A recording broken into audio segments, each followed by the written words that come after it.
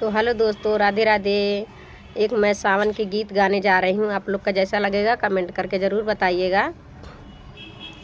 पूर्वाही देशवा से आवला सोनारवा सुनाए सजना, हमके मछरी छप झूलनिया तनी गड़ई द सजना, हमके मछरी कटे झूलनिया तनी गड़ई द सजना, झूलनी पहिरी हम जाई बटंडा बजरिया है खरीदी लई बैना, अपनी हरी रंग की साड़िया है खरीदी लई बैना, अपनी हरी रंग की साड़िया है खरीदी लई बैना।